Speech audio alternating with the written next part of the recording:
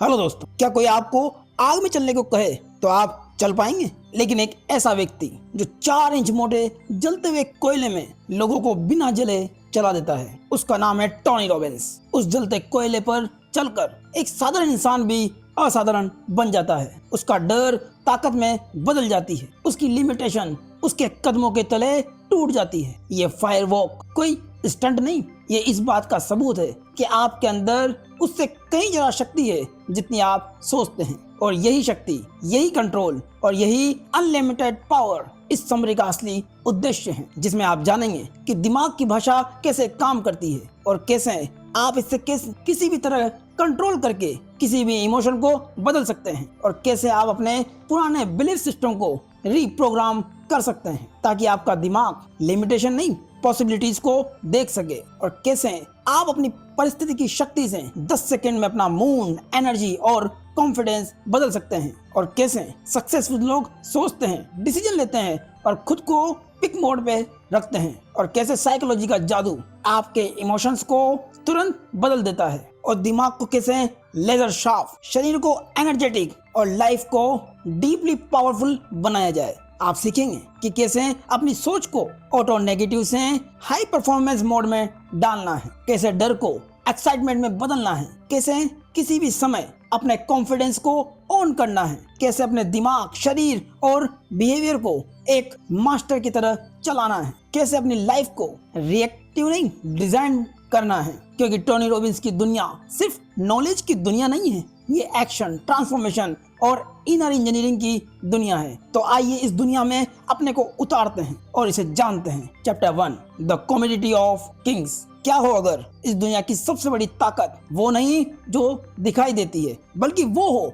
जो आपके दिमाग में इनविजिबल चल रही होती है। आपने कभी ऐसे व्यक्ति को देखा है जिसे देखकर लगता है वाह, ये तो हर चीज में लकी है, सक्सेसफुल है, कॉन्फिडेंट है, खुश भी है और सब कुछ मैनेज भी कर लेता है, लेकिन अंदर से एक झटका देने वाली बात यह है, उनके पास कोई खास सुपर पावर नहीं होती, बस एक चीज, एक ऐसी स्किल होती है जो हम सबके अंदर निष्क्रिय पड़ी है, अपने दिमाग को कंट्रोल करने की स्किल। और टोनी रॉबिन्स अपने ही बारे में बताते हैं और कहते हैं कि दुनिया उन्हें आज सक्सेसफुल मानती है, लेकिन वो वैसे पैदा नहीं हुए थे। और यही बात जिज्ञासा पैदा करती है, आखिर कौन सी वस्तु है जो राजा महाराजाओं के पास थी और जो आज के हर इंसान के पास हो सकती है। और रॉबिन्स इसका जवाब सीधा नहीं देते, वो आपको धीरे धीरे एक एहसास तक ले जाते हैं। आज की दुनिया की असली शक्ति है विशेष ज्ञान। हम सभी महसूस करते हैं कि इंफॉर्मेशन बहुत है, लेकिन बदलाव बहुत ही कम है। हम मोटिवेशन वीडियो देखते हैं, नए नए कोर्स खरीदते हैं, नए नए आइडियाज के बारे में पढ़ते हैं, फिर भी एक्शन क्यों नहीं होता? क्योंकि ज्ञान कभी पावर नहीं बनती। वो कहते हैं अगर सिर्फ आइडियाज से सफलता मिलती तो आज हर बच्चे के पास अपना ड्रीम लाइफ होता, लेकिन ऐसा नहीं है। क्योंकि असली चुनौती है कि हम खुद से कैसे बात करते हैं। हम कहते हैं मैं कर नहीं पाऊंगा, मेरे पास रिसोर्सेज नहीं है, मुझसे एक्शन नहीं होगा। और यही आंतरिक बातचीत हमारे इमोशंस और एक्शन को कंट्रोल करते हैं और ये सब सबकॉन्शियस होता है। हमें खुद भी ये पता नहीं चलता कि हम खुद को कैसे रोक रहे हैं। हमारा शरीर और हमारा दिमाग हमारे पुराने अनुभवों की प्रोग्रामिंग के कारण हमें एक्शन लेने से रोकते हैं। आप एक्शन लेना चाहते हैं, लेकिन अंदर की आवाज कहती है मत कर, इसमें रिस्क है, और आपका पूरा शरीर उस डर की आवाज को मान लेता है। ये चुनौती सभी के साथ है। रॉबिन्स इस चुनौती को तोड़ते हुए कहते हैं कि पावर कोई फिजिकल ताकत नहीं है,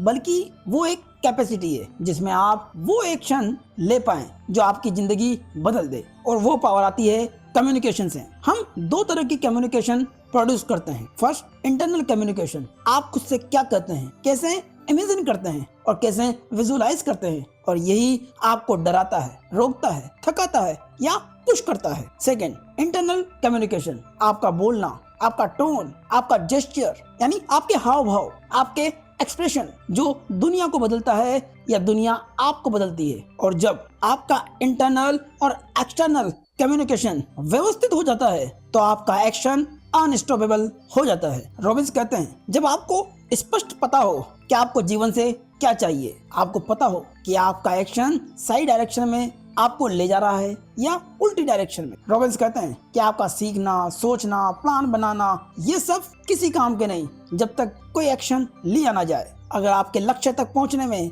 कोई एक रास्ता काम न करे तो अपना रास्ता बदलो, लक्ष्य नहीं। रॉबिन्स एक फिल्म मेकर का उदाहरण देते हैं। एक व्यक्ति जो फिल्म मेकर बनना चाहता है, ना उसके पास पैसा है ना अनुभव, लेकिन वो हर दिन फिल्म स्टूडियो के गेट के बाहर जाकर खड़ा हो जाता है। उसे गार्ड अंदर नहीं जाने देता, वो आती जाती गाड़ियों को देखता है। लेकिन एक दिन मौका मिलते ही वो अंदर चला जाता है और उस दिन वो एक प्रोफेशनल बंदे की तरह तैयार होके जाता है और लोगों को एक फिल्म मेकर बताकर उनके बीच में शामिल हो जाता है। वो महीनों तक ऐसा करता है, किसी को शक नहीं होता। वो वहाँ के फिल्म मेकर से बात करता है, अपने अनुभव बताता है, उनके अनुभवों को सुनता है और जब उसकी जान पहचान वहाँ के मेकर से हो जाती है तो वो उनके सामने फिल्म बनाने का प्रस्ताव रखता है और उसे मौका मिल जाता है। और एक दिन वही गार्ड जो रोज उसे रोक देता था खुद गेट खोलकर कहता है, आज तुम अंदर जा सकते हो। उसने लक्ष्य नहीं बदला, उसने तरीका बदला। रॉबिन्स डिप्रेशन, फेयर, करेज की बातें एक पावरफुल आइडिया पर खड़ी करते हैं कि भावनाएं बाहर से नहीं आती, आप उन्हें अपने भीतर बनाते हैं। जब आप अंदर डिप्रेशन बनाते हैं तो आप अपने कंधों को झुका लेते हैं, आप नीचे की ओर देखते हैं, धीमी धीमी सांस लेने लगते हैं, अंदर की नकारात्मक बातें आपको घेर लेती है और इसी तरह से आप अपने अंदर प्रचंड आनंद, खुशी और जुनून भी बना सकते हैं। और यही समझ आपके जीवन को इंस्टेंटली बदल सकती है। लेखक हमें इस अध्याय में यही समझाने का प्रयास करते हैं कि असली पावर एक्शन लेने की क्षमता में है और एक्शन तब आता है जब आप अपने इंटरनल कम्युनिकेशन को कंट्रोल कर सकते हैं। और आज की दुनिया का असली खजाना नॉलेज और कम्युनिकेशन है। कोई भी सक्सेसफुल व्यक्ति जन्म से महान नहीं होता, उसके पास बस एबिलिटी होती खुद को एक्शन में लाने की। आप अपने इमोशनल परिस्थिति को खुद निर्मित कर सकते हैं और यही आपकी जिंदगी के हर रिजल्ट को आकार देती है। याद रहे, आपके पास पहले से पावर है, बस उसे एक्टिवेट करना है। Chapter 2 the difference that makes the difference. कभी सोचा है क्यों कुछ लोग जिंदगी की सबसे बड़ी चोटें खाकर भी उड़ जाते हैं, जबकि कुछ लोग सारी सुविधाएं होते हुए भी अंदर से टूट जाते हैं। मान लीजिए आप हाईवे पर तेजी से चलते जा रहे हैं, लाइफ ठीक चल रही है, फिर एक पल में सब पलट जाता है। एक आदमी के साथ ऐसा ही हुआ, जिसका नाम है मिचेल। वो अपनी मोटरसाइकिल से दौड़ रहा था, अचानक आगे चल रही ट्रक ने ब्रेक मार दिया। एक सेकंड में, बस एक सेकंड का गैप और उसकी पूरी दुनिया बदल गई। उसने तुरंत अपनी बाइक को जमीन पर गिरते हुए एक लंबी दर्दनाक फिसलन ली और ट्रक के नीचे घुस गया। पेट्रोल निकला और फिर आग लग गई। उसका शरीर 3/4 जल चुका था। लेकिन कहानी यहीं खत्म नहीं होती और प्रश्न यही उठता है कि क्यों कुछ लोग हार मान लेते हैं और कुछ लोग फिर से खड़े हो जाते हैं, पहले से भी ज्यादा ताकत के साथ। 75% शरीर जल चुका था, चेहरा पूरी तरह बिगड़ चुका था और एक बार फिर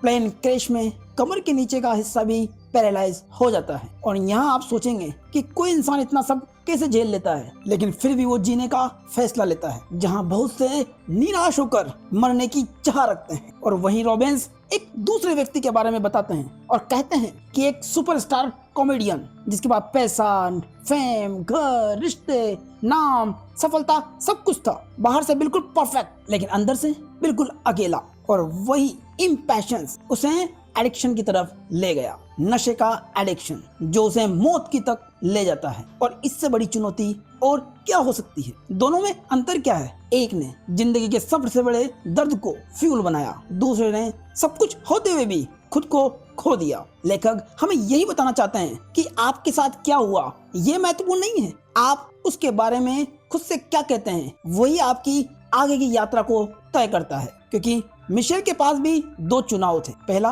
कि मेरी जिंदगी खत्म हो गई है और दूसरा इस दर्द का कोई पर्पस है और मैं इसे एडवांटेज में बदलूंगा। उसने दूसरे रास्ते को चुना, इसीलिए उसका पूरा नर्वस सिस्टम एक नए पैटर्न पर चल पड़ा। क्योंकि जब आपके जीवन का मीनिंग बदलता है तो आपका दिमाग का कमांड बदल जाता है और जब कमांड बदलता है तो डेस्टिनी अपने आप बदल जाती है। टोनी रॉबिन्स कहते हैं, अगर कोई कुछ एक्स्ट्राऑर्डिनरी कर सकता है तो आप भी कर सकते हैं, अगर आप उसके सटीक मानसिक और शारीरिक पैटर्न को सीख लें। इसके 3 मुख्य पिलर्स होते हैं। फर्स्ट, आपका बिलीफ सिस्टम। आप क्या मानते हो, क्या आपके लिए संभव है या नहीं, क्योंकि यही आपके एक्शन को तय करता है। Second, mental syntax. आप किस क्रम में सोचते हो, आपके विचारों की व्यवस्था कैसी है, क्योंकि इसी थिंकिंग पैटर्न से आपका रिजल्ट बनता है। थर्ड, फिजियोलॉजी, आपका शरीर कैसी बॉडी स्टेट में है, क्या वो पॉजिटिव या नेगेटिव इमोशन पैदा कर रही है, क्योंकि आपकी बॉडी स्टेट सीधे आपके फीलिंग्स और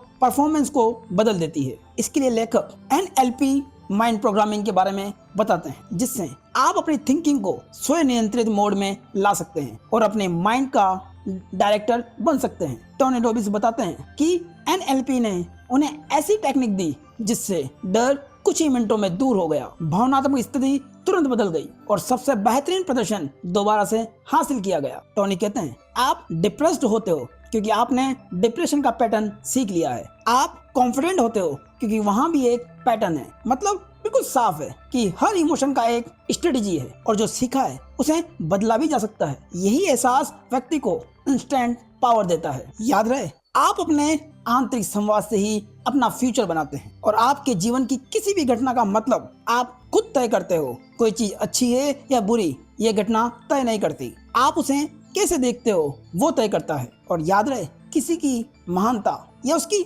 अचीवमेंट को सालों में नहीं, मिनटों में सीखा जा सकता है। और एक्सीलेंस अचानक नहीं मिलती, ये जानबूझकर अच्छे कामों को बार बार दोहराने से बनती है। और सबसे बड़ी ताकत 3 चीजों से बनती है। आपका विश्वास, आप अपने से कैसे बात करते हैं, और आपके शरीर का पोस्चर। आज किसी एक पर्सन की एक स्किल को चुनिए जो आपको इंस्पायर करती है और अगले 24 घंटों में उससे एक चीज को सीखिए। तो एक सवाल उठता है कि कैसे पता चलता है कि आपका इमोशनल स्टेट आपके हर एक्शन का हिडन कमांडर है। जानेंगे अगले अध्याय में। Chapter 3, the power of state. क्या आपने कभी ऐसा दिन महसूस किया है जब सब कुछ आपकी मर्जी के हिसाब से चला हो, और फिर कभी ऐसा दिन जहां हर दिन की अपेक्षाकृत हर चीज उल्टी पड़ी हो? अगर आप वही हो तो फर्क कहां से आया है? आप सोचते हैं किस्मत से। नहीं, ये सिर्फ स्टेट की ताकत है। कल्पना कीजिए, आप एक दिन टेनिस के मैदान में हो, हर शॉट लाइन पे जा रहा है, हर डिसीजन परफेक्ट हो रहा है, जैसे आपका शरीर और आपका दिमाग सही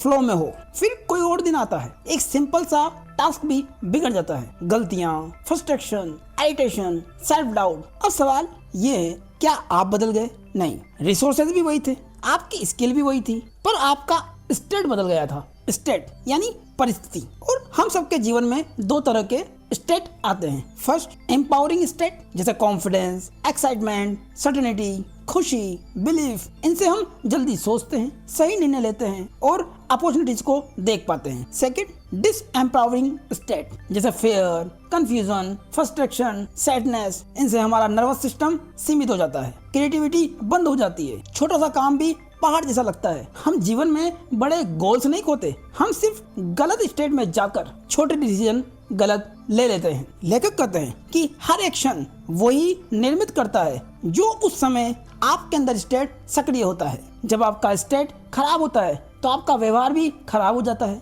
जब आपका स्टेट अच्छा होता है तो आपका बेटर वर्जन बाहर आता है, आप अपना बेस्ट दिखाते हैं। और यहाँ टोनी रॉबिन्स एक सिंपल गेम चेंजिंग बात बताते हैं कि अपना स्टेट बदलो, आपका बिहेवियर बदल जाएगा, और जब बिहेवियर बदलेगा तो रिजल्ट अपने आप बदल जाएगा। और इसे कंट्रोल करना आपकी सोच से भी आसान है, क्योंकि हर स्टेट 2 चीजों से बनता है। फर्स्ट, दिमाग की अंदरूनी तस्वीर। आपके दिमाग में आप कैसी तस्वीर बनाते हो, आप अपने आप से कैसा और किस तरह से बात करते हो, और किसी घटना को आप क्या मीनिंग देते हो। आपके अंदर की यही पिक्चर और यही साउंड आपकी इमोशन की केमिस्ट्री बदल देती है। इसका सीधा सा मतलब है कि आप अपने दिमाग में चीजों को जैसा देखते हो वैसा ही महसूस करते हो। सेकंड, शरीर की अवस्था। आपका शरीर कैसे खड़ा है, कैसे बैठा है, आप सांस किस तरह से ले रहे हैं, आपके मसल्स टाइट है या रिलैक्स है, आपकी एनर्जी हाई है या लो है, ये सब मिलकर आपका इमोशनल स्टेट बनाते हैं। मान लीजिए आपका कोई प्यारा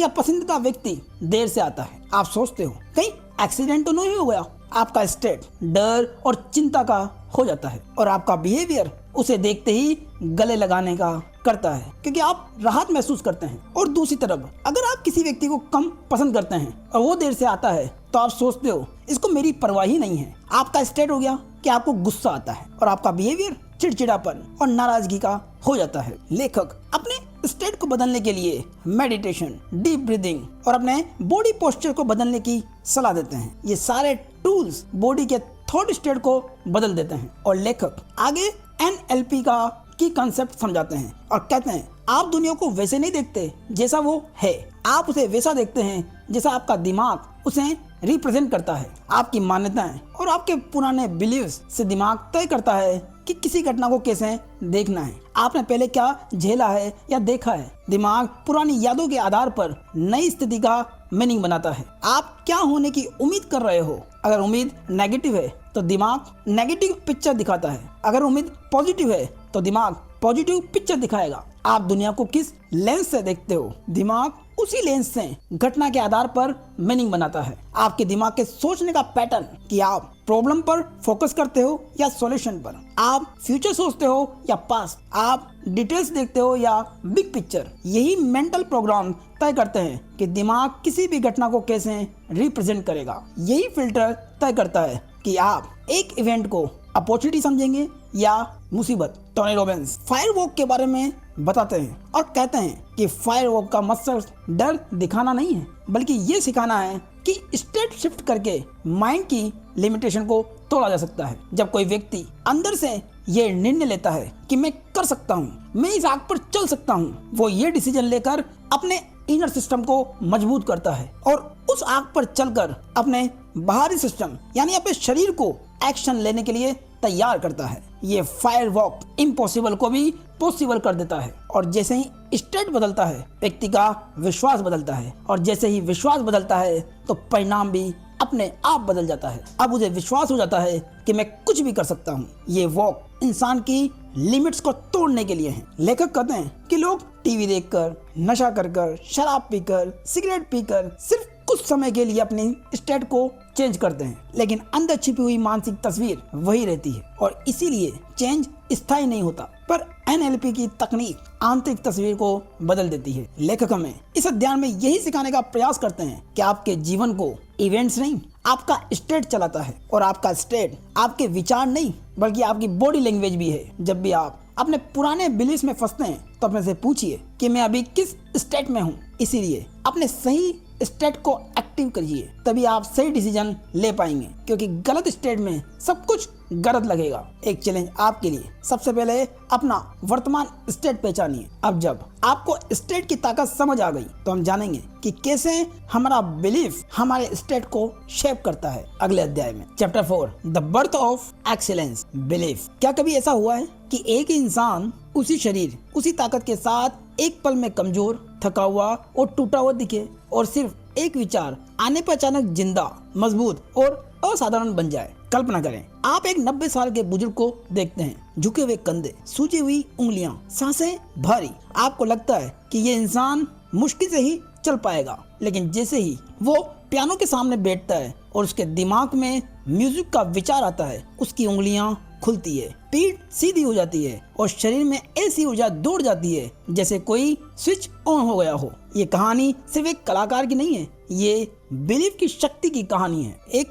ऐसी शक्ति को जो फिजियोलॉजी बदल देती है, जिससे उम्र, दर्द, थकान सब मिट जाते हैं। ये दिखाता है कि असली पावर बाहर नहीं होती, अंदर होती है। बहुत से लोग सोचते हैं कि स्ट्रेटेजी, ज्ञान या टैलेंट उनकी सफलता तय करते हैं, लेकिन असल में इंसान उस दिशा में तभी जाता है जब उसका बिलीफ सिस्टम उसे अनुमति दे। अगर बिलीफ न हो तो आप अपने टैलेंट को इस्तेमाल नहीं कर सकते। आपका शरीर कमजोर मोड में चला जाता है, आपकी सोच डिफेंसिव बन जाती है, आप दुनिया को दुश्मन की तरह देखने लगते हैं। कभी आपने देखा है एक इंसान अपने बारे में मैं नहीं कर सकता सोचता है तो वो सच में नहीं कर पाता। ये उसकी क्षमता नहीं, उसका बिलीफ उसे रोकता है। और कई बार बिलीफ इतना मजबूत होता है कि एक साधारण अनुभव भी हमारी वास्तविकता बदल देता है। अगर आप किसी चीज पर सच में विश्वास कर लेते हैं, दिमाग उसकी परिस्थिति को साइकोलॉजिकल, इमोशनल और एक्शन को उसी दिशा में ढाल देता है। टोनी रॉबिन्स बताते हैं कि बिलीफ जो शरीर को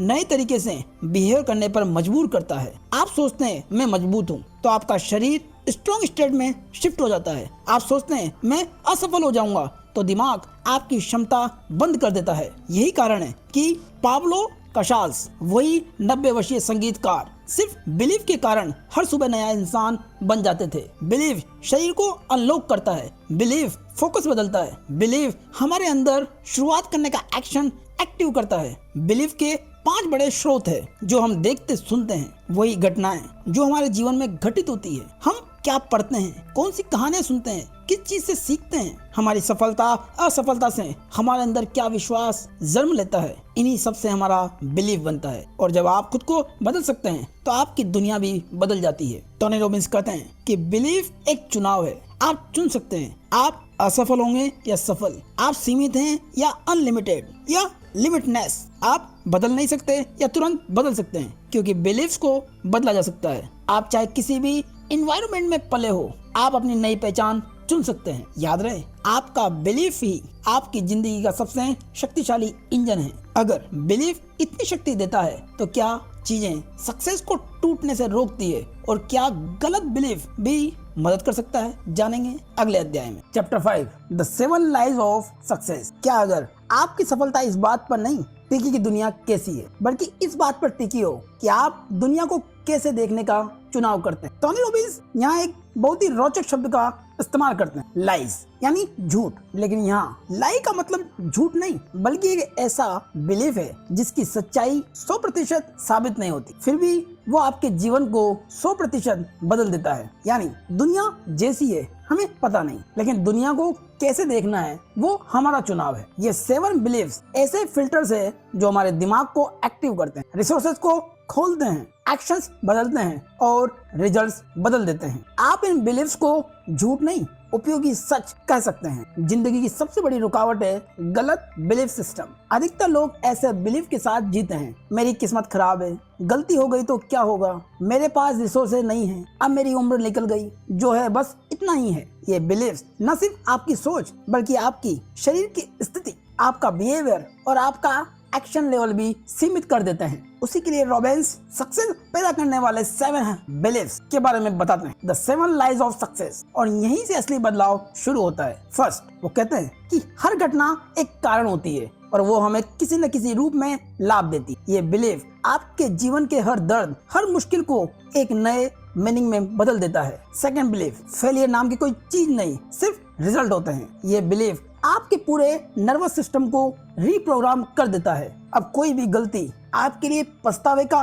कारण नहीं बनती, बल्कि वो आपके लिए फीडबैक बन जाती है। बिलीव थर्ड, जो भी होता है उसकी जिम्मेदारी लो। रॉबिन्स कहते हैं कि रेस्पॉन्सिबिलिटी का मतलब दोष लेना नहीं होता, इसका मतलब है कंट्रोल अपने हाथ में लेना। जब आप कहते हैं मैं चेंज कर सकता हूँ, तभी आप चेंज कर पाते हैं। बिलीव 4, हर चीज पूरी तरह समझना जरूरी नहीं, उसका इस्तेमाल करना जरूरी है। आपको बिजली कैसे काम करती है ये नहीं पता, लेकिन स्विच दबाने पर लाइट जल जाती है और आप उसका फायदा उठा लेते हैं। उसी तरह सक्सेसफुल लोग हर डिटेल को नहीं सीखते, वो सिर्फ की एक्शन सीखते हैं और रिजल्ट ले आते हैं। बिलीव 5, लोग आपकी सबसे बड़ी शक्ति है। सक्सेसफुल लोग टीम, कोलैबोरेशन, रेस्पेक्ट को समझते हैं। वो कहते हैं कि सबसे बड़ी उपलब्धि स्लो टास्क नहीं होती, बल्कि टीम के साथ किया गया काम ही असली विक्ट्री होती है। क्योंकि जब आप लोगों को एसेट मानते हैं तो आपके जीवन में नए नए दरवाजे खुलने लगते हैं। बिलीव 6, काम खेल की तरह हो सकता है। ग्रेट परफॉर्मेंस काम को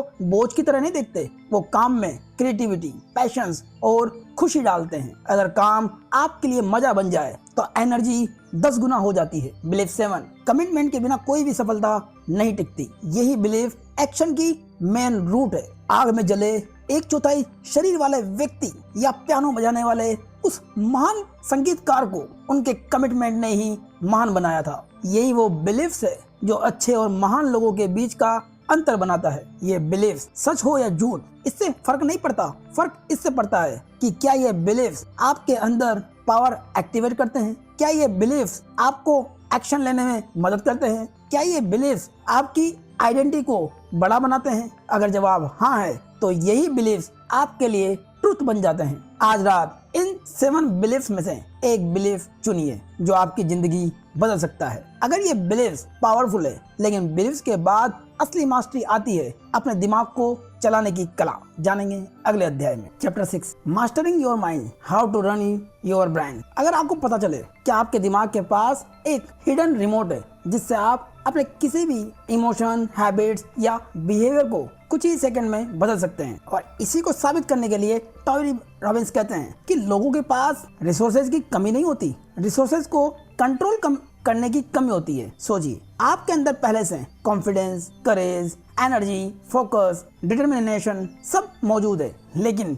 वो तभी बाहर आता है जब आपका स्टेट सही होता है। और फिर एक सवाल उठता है, क्या हम अपना स्टेट खुद बदल सकते हैं किसी भी पल, किसी भी स्थिति में? आंसर है यस, बिल्कुल। हम गलत तरीके से उस स्टेट को चेंज करने की कोशिश करते हैं, क्योंकि पुराने जमाने की थेरेपी कहती है दर्द को फिर से महसूस करो, पुराने ट्रॉमा को दोबारा जियो, अपने नेगेटिव इमोशंस को बाहर निकालो। लेकिन रॉबिन्स कहते हैं ये प्रोसेस इंसान को सबसे कमजोर स्टेट में डाल देता है। जब आप किसी भी पेनफुल मेमोरी को दोबारा जीते हो तो दिमाग वही नेचुरल थेरेपीज फिर से एक्टिव करता है, उन्हें और गहरा कर देता है, और इससे पुराना दर्द और मजबूत हो जाता है। रॉबिन्स कहते हैं कि आपका दिमाग एक जुक बॉक्स की तरह है, बस सही बटन दबाइए। हर याद एक गाना है, हर इमोशन एक रिकॉर्ड है। आप जिस बटन को दबाते हैं वही गाना बजने लगता है। क्या गाना बदलने के लिए पूरा गाना सुनना जरूरी है? नहीं, बस बटन बदलो, स्टेट बदल जाएगा, इमोशन बदल जाएगा, बिहेवियर बदल जाएगा। याद रहे, आप जीवन में जो भी महसूस करते हैं वो बाहर की दुनिया से नहीं, आपकी इनर तस्वीरों, साउंड और फीलिंग से आता है। अगर प्रेजेंटेशन बदल दी जाए तो इमोशन भी बदल जाते हैं। लेखक हमारे इमोशंस को बदलने के लिए, ये उन्हें समझने के लिए कुछ मेथड बताते हैं। फर्स्ट, पॉजिटिव मेमोरी को स्ट्रॉन्ग कैसे करें? उसके लिए किसी अच्छी मेमोरी को इमेजिन कीजिए, उसे और चमकदार बनाइए, उसे बड़ा कीजिए, उसे अपने पास लाइए, उसे फील कीजिए, और जैसे ही आप उसे फील करते हैं और बदलते हैं, आपका इमोशन बदल जाता है। सेकंड, नेगेटिव मेमोरी का असर कैसे कम करें? उसके लिए अपने नेगेटिव अनुभवों को डिम कीजिए, उसे अपने से दूर धकेलिए, उस अनुभव और उस मेमोरी को छोटा कीजिए, उस आवाज पर ध्यान मत दीजिए, और देखिए कि कैसे वो इमेज धीरे धीरे कई अंधकार में विलीन हो रही है। और जैसे ही आप ये देखना और महसूस करना सीख जाते हैं और कुछ समय करते हैं, आपका नेगेटिव इमोशंस हल्का हो जाता है। थर्ड, जब आप किसी मेमोरी को ऐसे देखते हैं जैसे वो आपकी अपनी आंखों के सामने फिर से हो रहा है, तो आपकी वही फीलिंग फिर से आप महसूस करते हैं। दर्द या डर ज्यादा स्ट्रॉन्ग लगता है, इमोशन बहुत ही ज्यादा इंस्टेंट हो जाता है, ऐसा लगता है जैसे आप उस मेमोरी के अंदर खड़े हो। यही एसोसिएटेड मेमोरी है। दूसरी होती है डिसएसोसिएट मेमोरी। जब आप मेमोरी को ऐसे देखते हैं जैसे आप बाहर खड़े होकर किसी और को देख रहे हो, तो आपके इमोशन बहुत ही कम हो जाते हैं, आपका डर और एंजाइटी हल्का पड़ जाता है। आप इमोशंस को और उस सिचुएशन को शांत दिमाग से देख पाते हैं। ऐसी स्थिति में आपकी वो मेमोरी एक फिल्म की तरह चल रही हो और आप बस देख रहे हो, आप उसके अंदर नहीं जा रहे। इन दोनों परिस्थिति में, एक अवस्था में आप मेमोरी के अंदर थे और दूसरी में बाहर। दूसरी अवस्था आपको दृष्टया बना देती है, आप सिर्फ देखते हैं, उसमें इन्वॉल्व नहीं होते। फोर्थ, जिसमें लेखक आपको किसी भी परिस्थिति में मोटिवेशन की स्थिति में पहुंचाने के लिए तरीका बताते हैं। वो कहते हैं कि आप वो याद करें जब आप बहुत ही ज्यादा किसी पल में मोटिवेट थे। उस मेमोरी की छोटी छोटी डिटेल्स को नोट करें और आप जिस काम को मोटिवेट तरीके से करना चाहते हैं या जिस अवस्था में आप मोटिवेट होना चाहते हैं, उसी काम को दिमाग में उसी स्टाइल में इमेजिन करें जिस स्टाइल में आपकी मोटिवेटेड मेमोरी थी, जो आप कभी हुए थे। यानी उसी चमक के साथ, उसी आवाज के साथ, उसी बॉडी फीलिंग के साथ और उसी इनर डायलॉग के साथ और उसी बॉडी पोस्चर के साथ उसे बिल्कुल कॉपी पेस्ट कर दें आज की स्थिति में जब आप मोटिवेट होना चाहते हैं। इससे क्या होगा? इससे आपका पूरा दिमाग तुरंत मोटिवेटेड मोड में आ जाएगा, क्योंकि दिमाग वही पैटर्न फॉलो करता है जिनसे पहले हम मोटिवेशन पैदा कर चुके थे। 5, स्विच पैटर्न। यह टेक्निक आपकी पूरी आदत को ऑटोमेटिकली अच्छी आदत से बदल देती है। जिस बुरी आदत को हटाना है उसकी एक तस्वीर दिमाग में बनाइए। अब अपनी डिजायर्ड आइडेंटिटी की छोटी इमेज बनाइए। इस इमेज को छोटा, चमत्कार, ऊर्जावान बनाइए, जैसे एक छोटा चमत्कार हुआ हीरा हो। अब उस इमेज को खुशी के साथ जाहिर करते हुए अपने मन और दिमाग में उसे बड़ा कीजिए। ये क्यों काम करता है? क्योंकि दिमाग तेज विजुअल इमेजेस को बहुत ही जल्दी सीख लेता है और इसे बार बार करने से दिमाग नया पैटर्न ऑटोमेटिकली बना लेता है। 6, टोनी रॉबिन्स कहते हैं कि दर्द हमेशा बॉडी में नहीं, उसकी मेंटल रिप्रेजेंटेशन में होता है। अगर रिप्रेजेंटेशन बदलो तो पेन की इंटेंसिटी भी बदल जाती है। इसे कैसे करें? इसके लिए पेन को अपने शरीर के बाहर इमेजिन कीजिए। सोचो कि दर्द शरीर के अंदर नहीं, आपके सामने हवा में एक छोटा सा गोला बनकर रखा है। उस पेन को छोटा कीजिए, उस गोले को इमेजिन कीजिए कि वो धीरे धीरे छोटा होता जा रहा है और उसे धीरे धीरे ब्लर कर दो। अब उसे अपने से दूर भेजिए। अब उसे सूरज में मिला दीजिए। इमेजिन कीजिए कि वो गोला सीधे सूरज में जाता है और गायब हो जाता है, पूरी तरह पिघलकर खत्म। ये क्यों काम करता है? क्योंकि आप पेन का साइज बदलते हो, उसका शेप ब्लर करते हो, उसे अपने से दूर भेजते हो और अंत में सूरज में उसे खत्म कर देते हो। इससे आपके दिमाग का दर्द वाला कोड बदल जाता है। 7 प्यार, रिश्ते, अटेंशन, ये सब मॉड्यूलेटरीज से चलते हैं। टोनी रॉबिन्स कहते हैं कि हम किसी को कैसा महसूस करते हैं ये इस पर डिपेंड करता है कि हम दिमाग में उनकी यादों को कैसे स्टोर करते हैं। यानी सब मॉड्यूलिटीज रिश्ता तय करती है। जब हम किसी को पसंद करते हैं तो हम उसकी यादों को संवार के रखते हैं, और जब हम किसी को नापसंद करते हैं तो हम उसकी नेगेटिविटी को बड़ा, बुरा, ज्यादा चुभने वाला बना कर रखते हैं। इससे हम उस व्यक्ति से दूर महसूस करते हैं जिसे हम नापसंद करते हैं। उसकी यादों को दिमाग डरावना या परेशान करने वाला बना देता है। यानी आप किसी को कैसा महसूस करते हो या किसी के लिए क्या फील करते हो, ये आपकी यादों की क्वालिटी पर डिपेंड करता है। याद रहे, आप अपने दिमाग के किंग है, क्योंकि अब आपके पास टूल है मेमोरीज को बदलने के, फीलिंग को बदलने के, बिहेवियर को बदलने के, हैबिट्स को बदलने के, कॉन्फिडेंस को बदलने के, फेयर को डिसॉल्व करने के। ये सब जानने के बाद अब दिमाग आपको कंट्रोल नहीं करता, आप दिमाग को कंट्रोल करते हैं। आज एक ऐसी नेगेटिव मेमोरी को चुनिए जो आपको बार बार परेशान करती है। उसे छोटा करें, डिम करें, अपने से दूर करें और उसे सूरज में विलीन कर दें। अगर दिमाग की भाषा सब मॉड्यूलेटेड है तो सफलता की भाषा क्या है, जानेंगे अगले अध्याय में। Chapter 7 the syntax of success. जरा सोचिए, अगर जीवन में सफलता केवल क्या करते हो पर नहीं बल्कि किस कर्म में करते हो उस पर निर्भर करती हो, तो क्या हो अगर आपके अंदर पहले से सफलता का एक हिडन कोड मौजूद हो और आपको बस उसका सही सीक्वेंस जानना हो। हमने अभी तक सोचा कि सफल लोग वही काम करते हैं जो हम करते हैं, फर्क बस इतना है कि वे उसे बेहतर तरीके से करते हैं। लेकिन टोनी रॉबिन्स कहते हैं सफल व्यक्ति सिर्फ वही सामग्री इस्तेमाल नहीं करते जो उन्हें सफल बनाती है, बल्कि वो उसे सही ऑर्डर में इस्तेमाल करते हैं। जैसे कोई रेसिपी बनाते समय एक प्रोफेशनल कुक को ये पता होता है कि कौन सा इंग्रेडिएंट्स कब डालना है और कौन सा उसके बाद। इसी तरह आपके दिमाग में भी एक रेसिपी चलती है। हर इमोशन, हर डिसीजन, हर मोटिवेशन एक फिक्स इंटरनल सीक्वेंस में चलता है। अगर वो सीक्वेंस टूट जाए तो स्टेट टूट जाती है, मन ठंडा पड़ जाता है, मोटिवेशन गिर जाती है और अधिकतर लोग इसी चुनौती का सामना करते हैं। क्यों मैं मोटिवेट नहीं रहता? क्योंकि आपका इंटरनल सीक्वेंस टूट जाता है। आप पहले डाउट एक्टिवेट कर देते हो, फिर पॉसिबिलिटीज और फिर एक्शन लेते हो, जबकि सही सीक्वेंस उल्टा है। आप कहते हो मैं डिसीजन लेने में हिचक क्यों जाता हूँ? क्योंकि आपका दिमाग प्रूफ ढूंढने से पहले डर को एक्टिवेट कर देता है। ये सीक्वेंस भी गलत है। आप कहते हैं मैं रिलेशनशिप, बिजनेस में ऑटोमेटिकली ही गलत चुनाव क्यों कर लेता हूँ? क्योंकि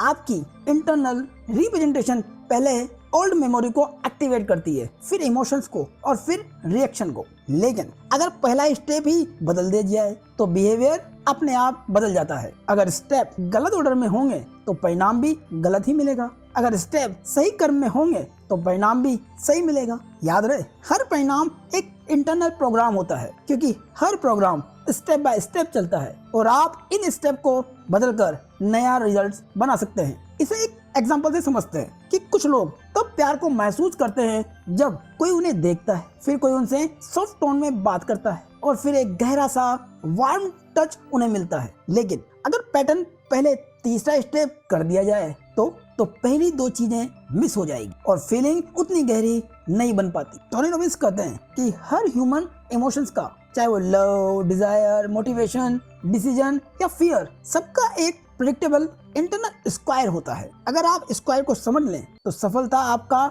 डिफॉल्ट स्टेट बन सकता है। रॉबिन्स हमें यही समझाने का प्रयास करते हैं कि सक्सेस राइट बिहेवियर से मिलती है और राइट बिहेवियर राइट सीक्वेंस के हिसाब से चलता है। कोई भी skill, shooting, spelling, business, communication, confidence, motivation, सब स्किल्स नहीं है, ये स्ट्रेटजीज है और स्ट्रेटजीज को समझकर कोई भी सीख सकता है। आपको बस इंग्रेडिएंट्स पहचानने हैं, सब मॉड्यूलिटीज पहचानना है, करेक्ट सिक्वेंस को पहचानना है। आपको ये जानना है कि कौन सा स्टेप पहले और कौन सा बाद में उठाना है। 1 मिनट शांति से बैठिए, किसी एक इमोशन को चुनिए, चाहे वो मोटिवेशन हो, लव हो, इरिटेशन हो या कॉन्फिडेंस, और फिर सोचिए वो इमोशन बनने से पहले आपके अंदर कौन से स्टेप्स आते हैं, उन्हें लिख ले। अगले अध्याय में हम जानेंगे कि दूसरे लोगों की हिडन स्ट्रेटजीज कैसे एक्सट्रैक्ट की जाती है, ताकि आप उनके डिसीजन, इमोशन और बिहेवियर को समझ सके और इन्फ्लुएंस भी कर सके। Chapter 8, how to elicit someone's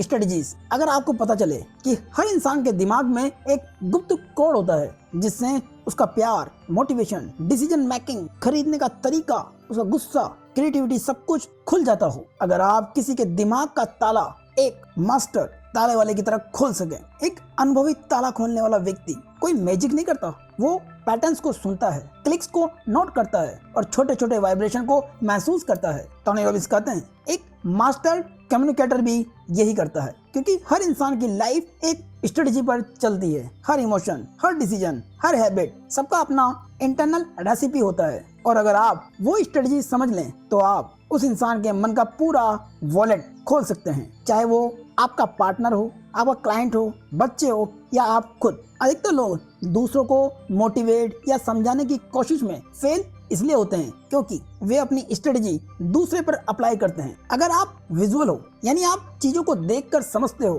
तो आप दूसरों को भी तस्वीरों, उदाहरणों और दिखाने वाले शब्दों से समझाते हो। अगर आप आवाज, टोन और वर्ड से समझते हो, तो आप दूसरों को भी आवाज, बात या टोन के आधार पर समझाते हो। अगर आप फीलिंग से कनेक्ट करते हो, तो आप दूसरों को भावनाओं, एहसासों और एक्सपीरियंस के विचारों से समझाते हो। लेकिन सामने वाला इन तीनों में से कुछ भी हो सकता है, और जब उसकी स्ट्रेटजी मैच नहीं करती तो कम्युनिकेशन टूटता है, गलत समझ बढ़ती है, प्यार का एक्सप्रेशन गलत समझा जाता है और बिजनेस की पिच फेल हो जाती है, इन्फ्लुएंस 0 हो जाता है। लेखक कहते हैं अगर आप किसी की इंटरनल सीक्वेंस को नहीं पकड़ते तो आप उसके बिहेवियर को डिकोड नहीं कर सकते। इसलिए लेखक दिमाग को पढ़ने की सबसे साफ तकनीक देते हैं, स्ट्रेटजी इलिसिटेशन, यानी किसी व्यक्ति की इंटरनल रिप्रेजेंटेशन का ऑर्डर पता करना। इस स्ट्रेटजी में 3 चीजें होती है। फर्स्ट, ये जानना कि सामने वाले का दिमाग किस तरह की दुनिया को समझता है। क्या वो विजुअल से समझता है? क्या वो ऑडिटरी से समझता है,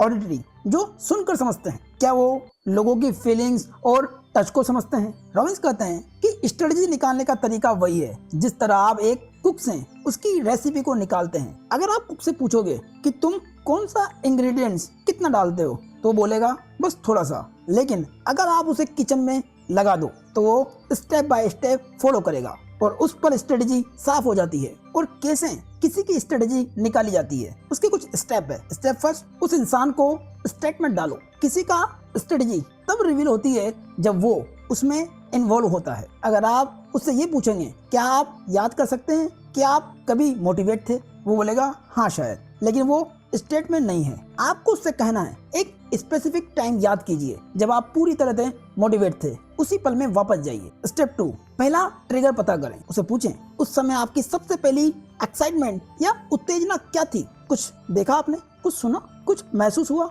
अगर वो आपसे कहता है मुझे किसी की आवाज ने मोटिवेट किया था, तो वो उसका पहला स्टेप है। स्टेप 3, इंटरनल सीक्वेंस को निकालें। उसे पूछें उस आवाज के बाद अगला स्टेप क्या हुआ? क्या आपने कोई पिक्चर बनाई या खुद से बात की या बॉडी में कोई इमोशन आया? अगर वो कहे मैंने आवाज सुनी, दिमाग में पिक्चर बनी और फीलिंग आई और वो मोटिवेट हो गया, तो ये उसकी मोटिवेशन की स्ट्रेटजी है। स्टेप 4, क्या यही सीक्वेंस रिजल्ट बनाता है? अगर वो कहे हाँ इस स्टेप पर ही मैं पूरी तरह मोटिवेट हो जाता हूँ, तो सीक्वेंस पूरा हुआ। अगर वो कहे नहीं, तो उससे और पूछिए कि उसके बाद क्या स्टेप आया और क्या उसने कुछ महसूस किया। कुछ लोगों के 5 से 10 स्टेप हो सकते हैं। स्टेप 5, सब मॉड्यूलिटीज को निकालें, फिर असली मैजिक होगा। उससे पूछें आपकी वो मोटिवेशन की पिक्चर ब्राइट थी या डिम थी, वो आपके पास थी या आपके दूर थी, और आप उस समय कैसा महसूस कर रहे थे। और ये सब मिलकर ही इमोशनल इंटेंसिटी बनाते हैं। याद रहे, लोग खुली किताब के जैसे हैं, बस पढ़ना सीखना है। आप किसी के भी मोटिवेशन, उसके डिसीजन को, उसके लव को, उसके कॉन्फिडेंस को, उसके क्रिएटिविटी को, सबको डिकोड कर सकते हैं। क्योंकि जब आप दूसरों की स्ट्रेटजीज को देखना सीखते हैं तो आप अपनी स्ट्रेटजीज को भी देख पाते हैं और अपनी स्ट्रेटजीज को समझना अपना ही फ्यूचर डिजाइन करना है। आज एक इंसान को चुनिए जिसे आप बेहतर समझना चाहते हैं, उससे 3 सवाल पूछिए। जब आप बहुत ही मोटिवेट होते हैं तो आपका पहला स्टेप क्या होता है और उसके बाद क्या और फिर क्या, आप चकित रह जाएंगे। उसकी पूरी स्ट्रेटजी आपके सामने खुल जाएगी। अब आपने माइंड की इंटरनल लैंग्वेज को पढ़ना सीख लिया है। अब अगला स्टेप है बॉडी की लैंग्वेज को जानने का, जिसमें एक्सेलेंस का दरवाजा खुलता है। जानेंगे अगले अध्याय में। Chapter 9 physiology the Avenue of excellence. जरा सोचिए, अगर आपके पास एक ऐसा बटन हो जिसे दबाते ही आपका डर गायब हो जाए, आपकी थकान टूट जाए, आपका कॉन्फिडेंस कई गुना बढ़ जाए और आपका दिमाग वैसे काम करे जैसे आप हमेशा चाहते थे। अगर मैं कहूँ वो बटन आपके अंदर ही है और उसका नाम है फिजियोलॉजी। हाँ, आपकी बॉडी पोस्चर, आपकी ब्रीदिंग, आपकी मसल टेंशन, आपका फिजिकल बिहेवियर, आपका फेशियल एक्सप्रेशन ही आपकी इमोशनल डेस्टिनी को कंट्रोल करते हैं। टोनी रॉबिन्स के सेमिनार में लोग उछल कूद करते हैं, चिल्लाते हैं, हाथों को हवा में उठाते हैं जैसे उनके अंदर बिजली दौड़ रही हो। क्यों? क्योंकि टोनी उन्हें एक चीज सिखाते हैं, ऐसे व्यवहार करो जैसे तुम पहले से ही शक्तिशाली हो। जब आप वैसे खड़े होते हैं जैसा आप चाहते हैं, वैसे ही सांस लेते हैं, वैसे ही चलने लगते हैं, तो बॉडी दिमाग को सिग्नल भेजती है, मैं ताकतवर हूँ, मैं कर सकता हूँ, ये होकर ही रहेगा। फिजियोलॉजी आपको सबसे तेज, सबसे भरोसेमंद टूल है जो आपको किसी भी इमोशनल स्टेट में तुरंत ले जा सकता है। समस्या ये है कि शरीर झूठ नहीं बोलता, क्योंकि जितना पावरफुल फिजियोलॉजी है उतनी ही खतरनाक भी। क्योंकि अगर आपकी बॉडी लो है, आपके शोल्डर झुके हुए हैं, आपकी सांस कमजोर है और धीमी है, चेहरा थका हुआ है, तो चाहे आपके दिमाग में कितनी भी पॉजिटिव सोच हो, आपका फिजियोलॉजी आपको नीचे खींच लेता है। टोनी कहते हैं कि जब तक आपका शरीर डिप्रेशन वाली अवस्था में ना हो, आप डिप्रेशन को महसूस नहीं कर सकते। यानी आपके शरीर का पैटर्न आपके दिमाग का इमोशन बन जाता है और ज्यादातर लोग इसी फिजियोलॉजी में फंसे रहते हैं, बिना समझे कि वे खुद अपने इमोशन को बना रहे हैं। लेखक कहते हैं जब आप अपनी बॉडी की इमोशंस बदल देते हैं तो आपके इमोशंस खुद ब खुद बदल जाते हैं। आप सीधे खड़े होते हैं, अपने शोल्डर्स को पीछे की ओर टाइट रखते हैं, अपनी सांस शांति के साथ लेते हैं, अपने चेहरे के भावों को अच्छे से मैनेज करते हैं, क्योंकि आपका चेहरा आपकी केमिकल स्टेट बदल देता है। और अगर आप तेज चलते हैं तो आपके मोमेंट स्टेट को बदल देता है। अगर आप एक पावरफुल जेस्चर के साथ खड़े होते हैं तो वो आपको कॉन्फिडेंट दिखाता है। अगर आप भारी कदमों के साथ चलते हैं तो वो आपको साहसी दिखाता है, क्योंकि आपका शरीर ही आपका स्टेट इंजीनियर है। टोनी रॉबिन्स कहते हैं अगर तुम्हें शक्ति चाहिए तो उसे अपने शरीर के जरिए बनाओ, क्योंकि आपकी बॉडी आपके विचारों को शेप करती है, आपके आत्मविश्वास को एनर्जी देती है, आपके डिसीजंस को डायरेक्ट करती है, आपके इमोशंस को जनरेट करती है, आपकी परफॉर्मेंस को पिक पर ले जाती है। लेकिन जब आपके वर्ड्स और बॉडी मिसमैच हो, आपके अंदर की बात और बाहर का व्यवहार एक जैसा ना हो, तो दिमाग कंफ्यूज होता है। लेकिन जब आपकी बॉडी और वर्ड अलाइन होते हैं, यानी व्यवस्थित हुए, तो आप अनस्टॉपेबल हो जाते हैं। अब आपने एनर्जी को एक्टिवेट कर लिया है, लेकिन असली फ्यूल क्या है जानेंगे अगले अध्याय में। Chapter 10 energy the fuel of excellence. जरा कल्पना कीजिए अगर आपके अंदर इतनी ऊर्जा हो कि दिन भर आपका दिमाग लेजर शार्प चले, शरीर हल्का, तेज और रेस्पॉन्सिबल रहे, नींद कम लगे लेकिन फ्रेशनेस ज्यादा मिले और आप किसी भी काम में पिक परफॉर्मेंस पर पहुंच जाए। जब आपकी प्रोडक्टिविटी, कॉन्फिडेंस, फोकस और पूरी लाइफ कैसी दिखेगी। अब जरा उल्टा सोचिए, जब शरीर हल्का हो, सांसें उथली हुई हो, डिसीजंस खराब हो, तो क्या आपका माइंड हाई परफॉर्मेंस दे सकता है? फिजियोलॉजी आपकी इमोशनल स्टेट का सबसे तेज कंट्रोल बटन है, लेकिन फिजियोलॉजी सिर्फ पोस्चर, फेस एंड सांसों तक सीमित नहीं है। आपका असली इंजन है आपका रक्त प्रवाह, आपकी ऑक्सीजन लेवल, आपकी इंटरनल केमिस्ट्री, आपकी केंद्रित एनर्जी, आपका लिम्फेटिक सिस्टम, यानी शरीर का वो सिस्टम जो बीमारी, वायरस और वेस्ट को साफ करता है। अगर ये सिस्टम साफ, एक्टिव, ऑक्सीजन रिच है तो दिमाग क्लियर, सोच तेज, मूड शानदार और शरीर एनर्जेटिक रहता है। लेकिन रक्त प्रवाह में टॉक्सिन्स भरे हो तो चाहे आप कितनी भी मोटिवेशन या पॉजिटिविटी डालें, दिमाग थका हुआ ही महसूस करेगा। इसलिए टोनी रॉबिन्स कहते हैं बहुत से लोग अपनी एनर्जी को इसलिए नहीं खोते कि वे स्ट्रांग नहीं, बल्कि इसलिए क्योंकि उनकी लाइफस्टाइल बॉडी को जहरीले मोड में डाल देती, जिसकी असली प्रॉब्लम है गलत रक्त प्रवाह। उनके सांस लेने का तरीका, गलत खान पान, गलत डिसीजंस पर अपनी एनर्जी को खत्म करना, हरे भरे वातावरण से दूरी, देर रात तक जागना, कम पानी पीना, काम का ओवरलोड। जब आपका शरीर अंदर से बंद हो तो दिमाग धुंधला हो जाता है। टोनी कहते हैं पहले वे बहुत ही ज्यादा वजनी थे, 8 घंटे की नींद के बाद भी थका हुआ महसूस करते थे, 3-3 अलार्म भी उन्हें उठा नहीं पाते थे और शरीर ज्यादा वजनी होने के कारण दिमाग थका थका महसूस करता था हर समय। यानी समस्या दिमाग में नहीं थी, प्रॉब्लम थी उनकी एनर्जी स्टेट में। और एनर्जी को बढ़ाने के लिए टोनी रॉबिन्स 6 हेल्दी कीज का फॉर्मूला देते हैं। की first, deep breathing. Deep breathing से शरीर को भरपूर ऑक्सीजन मिलती है और रक्तचाप अच्छा होता है। ऑक्सीजन आपकी सेल्स की बैटरी है, जितनी ज्यादा ऑक्सीजन उतनी ज्यादा एनर्जी। ऑक्सीजन शरीर का कचरा साफ करने का एक सिस्टम है। डीप ब्रीदिंग से आपकी थकान कम होती है, आपकी एनर्जी बढ़ती है, गंदी वेस्ट और वायरस खत्म होते हैं। पहले सांस को अंदर लें, कुछ पल रोकें और फिर धीरे धीरे रिलीज कर दें। की 2, पानी से भरपूर खाने वाली चीजों का प्रयोग करें, जिन चीजों में पानी की मात्रा होती है। क्योंकि आपका शरीर 80% पानी है तो आपका खाना भी उसी के करीब होना चाहिए। लेकिन आम लोग क्या करते हैं, सिर्फ 15 से 20% पानी वाली चीजें ही खाते हैं। जब आप पानी से भरपूर वाली चीजों का सेवन करते हैं तो बॉडी खुद डिटॉक्स करती है, गंदी वेस्ट और टॉक्सिन आसानी से शरीर से बाहर निकाल देती है। शरीर की हर सेल पानी से भरकर एक्टिव रहती है, पेट हल्का रहता है, हर चीज आसानी से पच जाती है। जितना पानी वाला खाना उतनी एनर्जी तेज, खून पतला, साफ और तेजी से बहने वाला बनता रहता है। की 3, फूड कॉम्बिनिंग। आप अपने शरीर की सबसे ज्यादा ऊर्जा डिसीजन में खोते हैं, इसीलिए अगर खाना गलत तरीके से शामिल किया जाए तो शरीर थक जाता है। इसीलिए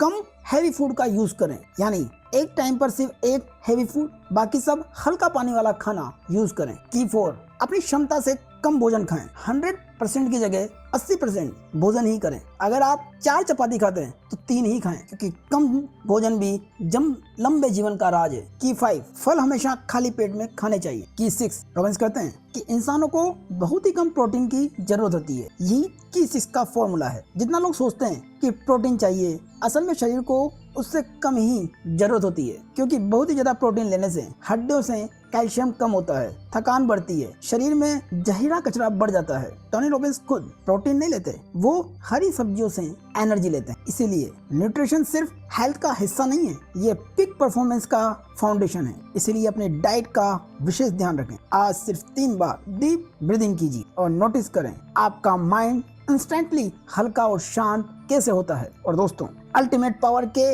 इस भाग में हमने अपने माइंड की भाषा समझी, बिलीफ की ताकत को महसूस किया, स्टेट की पावर को एक्टिवेट किया और बॉडी की साइलेंस को अनलॉक किया। लेकिन असली खेल अभी शुरू ही हुआ है, क्योंकि टोनी रॉबिन्स जिस जगह हमें आगे ले जाते हैं वो बिंदु है जहां आदमी सिर्फ सोचता नहीं, खुद को रीराइट करता है। अगले भाग में हम जानेंगे तेजी से जिंदगी बदलने का असली विज्ञान, डर को कुछ ही मिनटों में कैसे रिप्रोग्राम करें और ऐसा कौन सा फॉर्मूला है जिससे आत्मविश्वास स्थायी बनता है, और कैसे एक पल में शक की आवाज को चुप किया जाए, और NLP की गहरी टेक्निक जिन्हें टोनी ने दुनिया को पूरी तरह नहीं सिखाया पर खुद इस्तेमाल किया। और सबसे बड़ा सवाल, क्या आप अपनी पहचान को बदलने के लिए तैयार हैं? क्योंकि अगले भाग में हम दिमाग के सरफेस से उतरकर उस कोर प्रोग्रामिंग तक पहुंचेंगे जहां से आपकी पूरी लाइफ रन होती है। और शायद आप पहली बार जानेंगे कि आप अभी तक अपनी लाइफ खुद नहीं चला रहे थे, बल्कि आपकी स्ट्रेटजीज चला रही थी। अब फैसला आपका है। क्या आप सुनकर जाना चाहेंगे या अपनी माइंड मशीन का असली मास्टर बनना चाहेंगे? तो अगले भाग को मिस ना करें। और दोस्तों, ये वीडियो पसंद आया हो तो लाइक करें, कमेंट करें, चैनल को सब्सक्राइब करें और हाई बटन पर क्लिक करें। धन्यवाद।